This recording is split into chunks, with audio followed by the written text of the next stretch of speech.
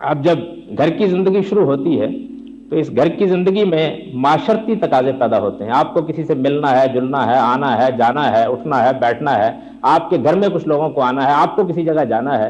اس طرح کے تمام معاملات میں آپ بھی اسی طرح آزاد ہیں جس طریقے سے مرد آزاد ہے. آپ بھی اپنا فیصلہ کیجئے، جہاں آپ کو جانا ہے جائیے، جو معاملہ کرنا ہے کیجئے. ہاں البتہ کچھ آداب اس معاملے میں بتائے گئے ہیں، وہ آداب میں آپ کے سامنے بیان کر دیتا ہوں. آپ جذبات سے الگ ہو کر سوچئے کہ کیا واقعی وہ آداب ہونے چاہیے یا نہیں ہونے چاہیے. پہلی بات یہ بتائی گئی ہے کہ خواتین جب گھر میں موجود ہوں اور ان کے قریبی اعزاء کے علاوہ کچھ لوگ اگر گھر میں آنا چاہیں تو وہ باہر سے اپنا تعارف کرائیں، وہ اجازت لیں. اگر ان کو اجازت دے دی جائے تو گھر تشریف لائیں. وہ آپ کے احباب بھی ہو سکتے ہیں، آپ کے شوہر کے، آپ کے بھائی کے دوست بھی ہو سکتے ہیں، وہ آپ کے اعزاء اقربا بھی ہو سکتے ہیں، وہ آپ کے ملنے ملانے والے بھی ہو سکتے ہیں، وہ عورتیں بھی ہو سکتی ہیں، وہ مرد بھی ہو سکتے ہیں. تو قرآن مجید یہ کہتا ہے کہ ان کو آتے وقت دستک دینی چاہیے، اپنا تعارف کرانا چاہیے. اگر گھر والے اجازت دے دیں تو اندر آنا چاہیے، اگر گھر والے اجازت نہ دیں تو دل میں کوئی تنگی محسوس کیے بغیر لوٹ جانا چاہیے. پہلی بات یہ ہے. اس کے بعد وہ دوسری بات یہ کہتا ہے کہ جس وقت مرد، اس طرح کے مرد یعنی قریبی اعزاء کے علاوہ کوئی مرد، دوست احباب یہ گھر میں آئیں تو دو چیزوں کا لحاظ مردوں کو کرنا چاہیے، تین چیزوں کا لحاظ خواتین کو کرنا چاہیے. مردوں کو گھر میں آتے وقت اپنے لباس کے بارے میں محتاط ہو جانا چاہیے. شاید اس کا صحیح تصور آپ یہاں نہ کر سکیں، لیکن دیہاتی زندگی میں تو ہوتا ہے کہ ایک لنگوٹی باندھی ہوئی ہے اسی طرح چلے آئیں. عرب کے معاشرے میں بھی یہ چیز بہت تھی. تو قرآن مجید نے کہا کہ یحفظوا فروجہم، وہ اپنے لباس کے معاملے میں احتیاط کر کے گھروں میں داخل ہوں، اس لیے کہ اب ان کو بیویوں کے ہاں جانا ہے، وہاں بیٹھنا ہے، ملاقات کرنی ہے. اس موقع پر اپنے لباس کے بارے میں انہیں محتاط ہونا چاہیے. اس لباس میں حیا ہونی چاہیے، اس لباس میں حجاب کا احساس ہونا چاہیے.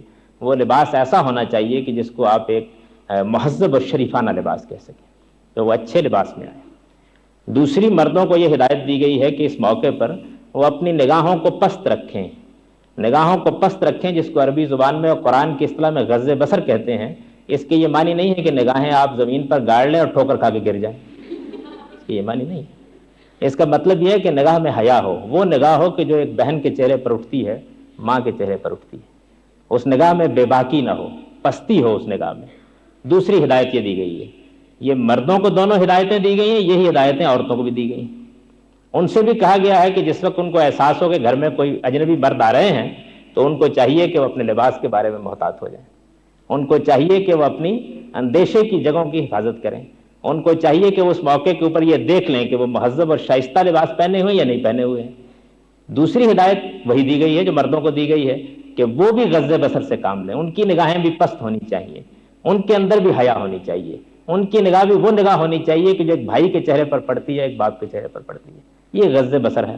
یہ دو ہدایات تو برابر برابر ہیں، جیسی عورتوں کو ہیں ویسی مردوں کو ہیں.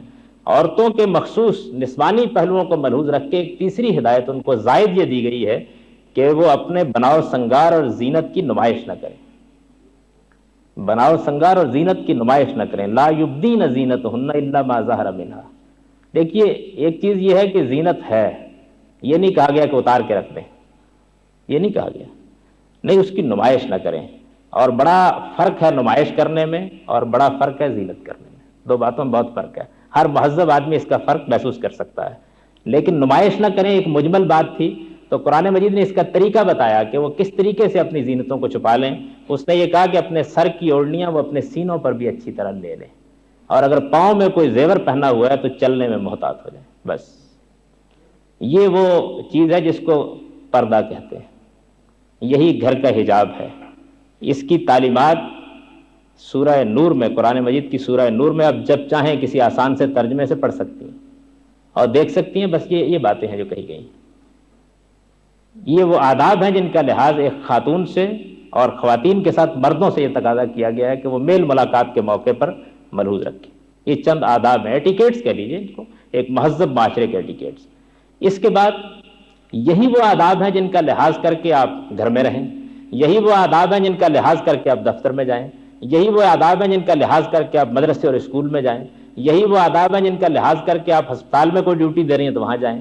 یہی وہ آداب ہیں جن کا لحاظ کر کے آپ عام حالات میں جو معاشرتی سرگرمیاں کرتے ہیں ان میں شریک ہوں۔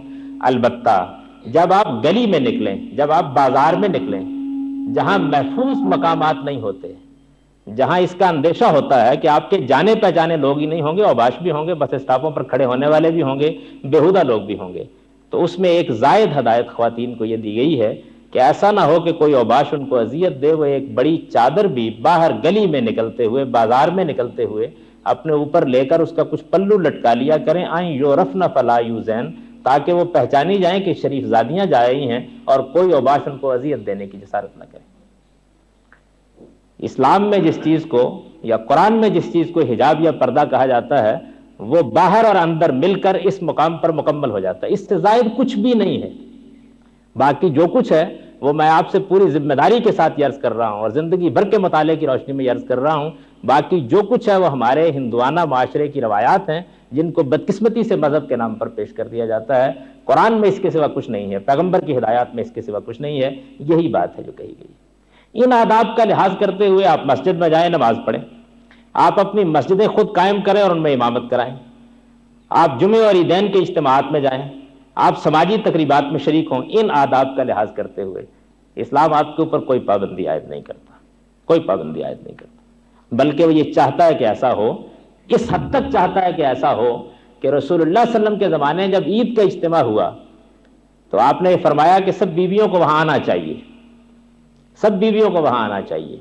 تو بعض خواتین نے، غریب خواتین نے یہ عذر کیا کہ جو گلی بازار میں چلنے کے لیے بڑی چادریں آپ نے کہا ہے اوڑھ کر نکلا کریں، وہ تو ہمارے پاس ہے نہیں، فرمایا پھر بھی آنا چاہیے، دو خواتین ایک خاتون کی چادر میں لپٹ کر آ جائیں۔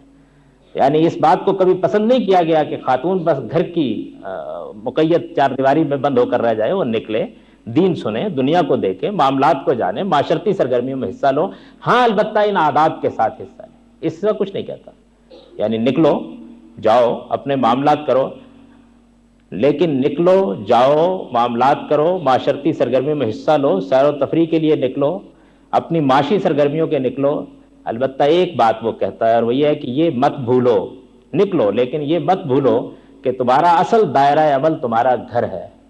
ایسا نہ ہو جائے کہ تمہارا یہ نکلنا گھر کو تمہارے وجود سے محروم کر دے، ایسا نہ ہو جائے کہ خوابگاہیں تمہارے وجود کی خوشبو کو ترسیں، بچے تمہاری آغوش کو ترسیں، شوہر تمہاری رفاقت کو ترسیں، ایسا نہ ہو جائے۔ اس لیے کہ تمہیں جس گھر کو، جس خاندان کو آباد کرنے کی ذمہ داری فطرت نے دی ہے وہ تمہارا اصل دائرہ عمل ہے۔ جس طرح ایک محقق کا دائرہ عمل اس کا دارالمطالعہ ہے، جس طرح ایک سائنسدان کا دائرہ عمل اس کی لیبارٹری ہے، جس طرح ایک حکمران کا دائرہ عمل سیاست و حکومت ہے، اسی طرح عورت کا دائرہ عمل اس کا گھر ہے، اصل دائرہ عمل اس کا گھر ہے۔ اس کے یہ معنی نہیں ہے کہ اسے باہر نہیں نکلنا چاہیے، ہاں یہ بھول کر نہیں نکلنا چاہیے کہ کہیں گھر اس کے نکل جانے کے نتیجے میں برباد ہو کر نہ رہ جائے۔ اسلام یہ چاہتا ہے کہ وہ اس کا لحاظ کرے اور یہ ضرور ملحوظ رکھے کہ فطرت نے جو ذمہ داری اس پر ڈالی ہے وہ اصلاً اس کے گھر کی ذمہ داری ہے، جس کو وہی بنا سکتی ہے، جس کو مرد نہیں بنا سکتا، جس کو وہی تعمیر کر سکتی ہے، مرد نہیں تعمیر کر سکتا، جس کو وہی اوج کمال تک پہنچا سکتی ہے، مرد نہیں پہنچا سکتا۔ وہ گھر کی منتظمہ بھی ہے، گھر کی مالکہ بھی ہے، اور رسول اللہ صلی اللہ علیہ وسلم کے الفاظ میں رایۃ علی بیت بالہا، وہ اپنے گھر کی حکمران بھی ہے۔